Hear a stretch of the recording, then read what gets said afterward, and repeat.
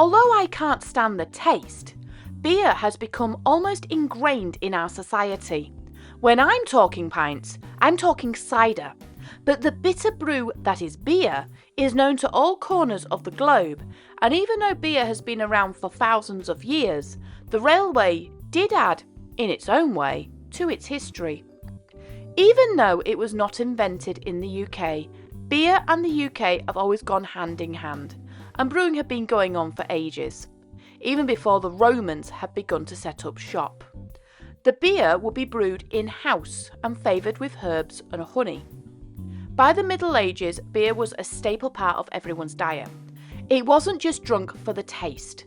For a nation that relied heavily on bread, eggs, oats and cabbage, beer provided a good and heavy dose of needed calories to keep everyone going. Beer and ale houses began to pop up, providing travellers with a much-needed hearty drink. Again, these were brewed on site, with alewives responsible for making the beer and checking if it was ready. However, as time wore on, guilds were formed to oversee the beer trade in that area, and the art of beer making became much more organised. Rather than the inn or tavern that would brew the beer, for the first time, was brewed off-site at a brewery. The beer couldn't travel far, as it had a short shelf life, but that meant that the beer was a consistent quality and a fair price for that area.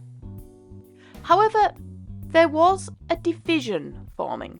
Hops were the new boy to the recipe, and adding them to the mix was a controversial move. The hops added a unique flavour to the beer, but more importantly, it stabilised it and helped preserve it for longer. In England, in the 15th century, an unhopped brew would be called an ale, whereas a hopped brew would be known as a beer.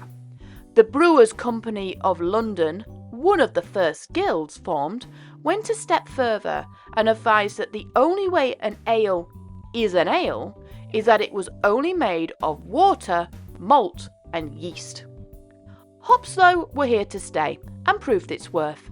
It allowed Germany to export beer for the first time to other countries, and breweries were becoming the norm in most towns. Beer began to evolve with new technology.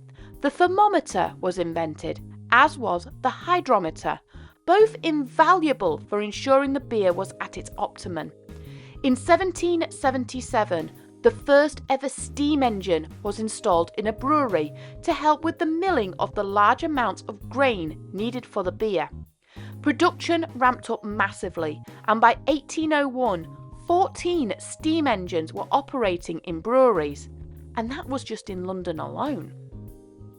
But while London was good in making a decent pint, brewers had their eyes set elsewhere. Set in the borough of East Staffordshire lay the old but small town of Burton on Trent. Like many other towns up and down the UK, Burton on Trent had been brewing beer for hundreds of years. But it was the accumulation of both excellent transport links with the canal and river network and the exceptional water parameters that were found nowhere else that made the town the most important brewing centre in the world. The well water, with its unique set of minerals and salts, were considered the holy grail of brewmakers, and the magnesium and calcium would flavour the beer in a unique way. At the early days of the railways, a new type of ale was produced, India Pale Ale. This brew was heavily hopped, and the extra hops made it last longer.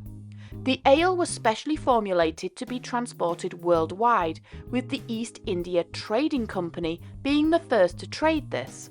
The brew caused the brewery scene in Burton-on-Trent to explode, and by 1832, the brewers Allsop and Bass were sending over 6,000 barrels to India yearly, as well as keeping up with their local demand.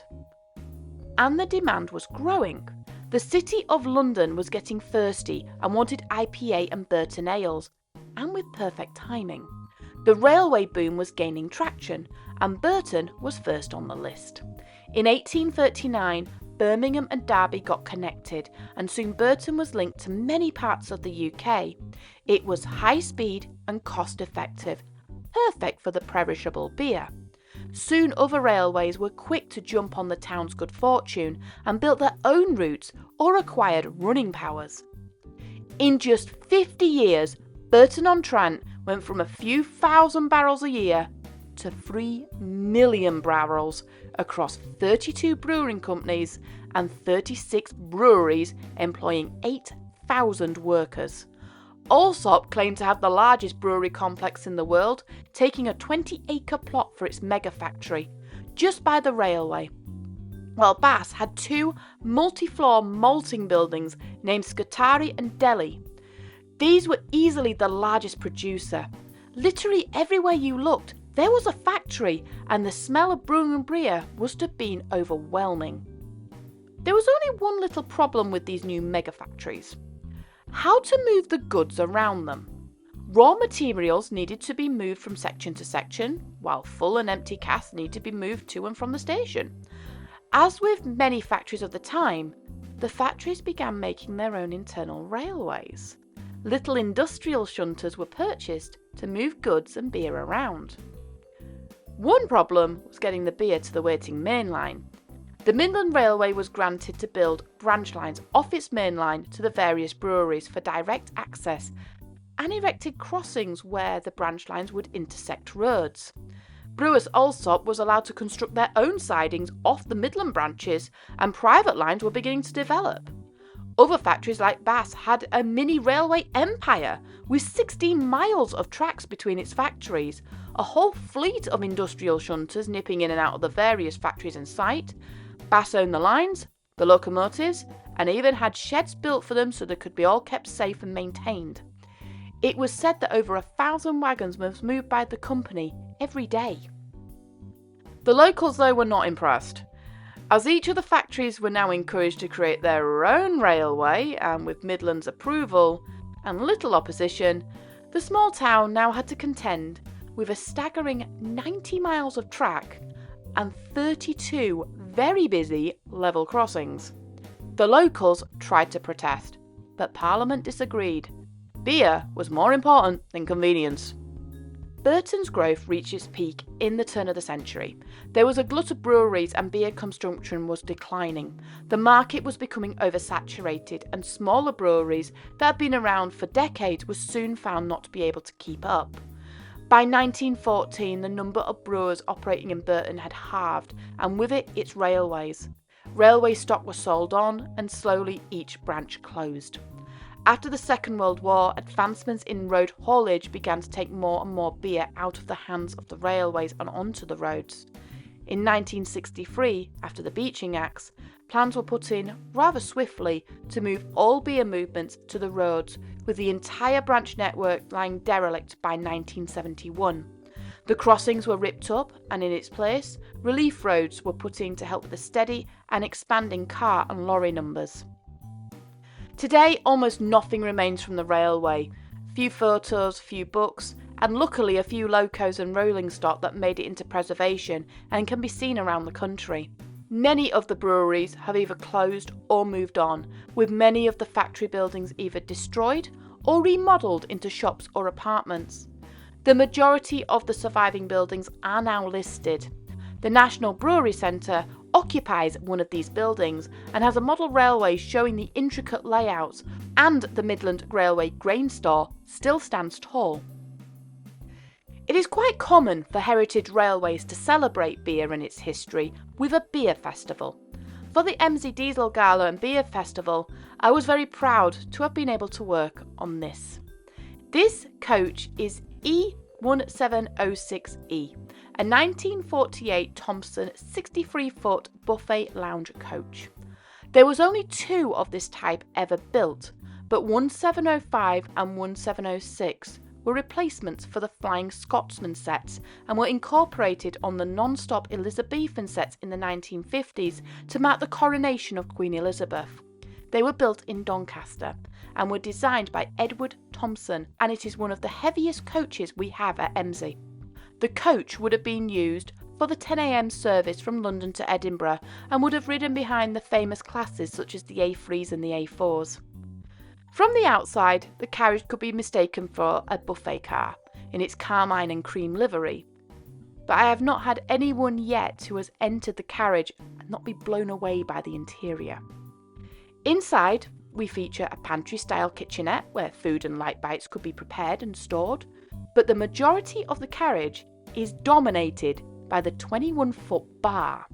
This bar/counter area is perfect for people to gather and serve without being overcrowded.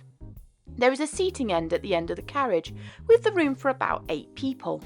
The whole interior sports hidden fittings and panelling of matched mahogany. The carriage was withdrawn in the 1970s, where sadly her sister was scrapped, making this the only Thompson bar in existence of this type. It had a rough life at first, being used for maintenance gangs as a workshop, then was bought by the Orient Express for spares.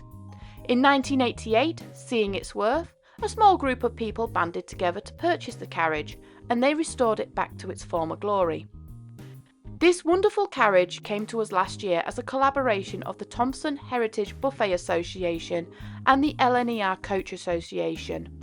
The L&ER Coach Association are now full custodians of the carriage and made MZ the new carriage's home. And we are proud to have it. But when we first saw it though, a lot of us knew straight away it was a stunning, moving bar. It's still amazing to think that in the last weekend of August, as we were drinking in that last summer sun and enjoying the bank holiday, MZ Railway managed to put in no less than 20 temporary beer engines into this bar, serving beer and a mix of booze while the engines took us steadily up and down the line, all the while listening to varying and sometimes crazy music coming from the record player. It was wonderful, and I loved working the bar. It is one of my favourite carriages, and I take immense pride in working it. If you can, it might be worth seeing what beer events are going on in your area. And if you don't drink beer, that's perfectly fine too. Many of the events serve alcohol-free alternatives as you listen to the music and watch the trains go by. As for the Thompson, it's a wonderfully unique carriage I simply adore, and I'd recommend you see it. It is at MZ Station, but it's not often run in public and it's more used for special events. It's best to check running times and keep your eye out online, but the place it shines is the Beer Fest. And who knows, maybe next year it might be me serving you. But there is one other thing though, something I haven't addressed yet. We all now know where most of the country's ales and beers were coming from, but where did the majority of it go? That, my friends, you will find out next week.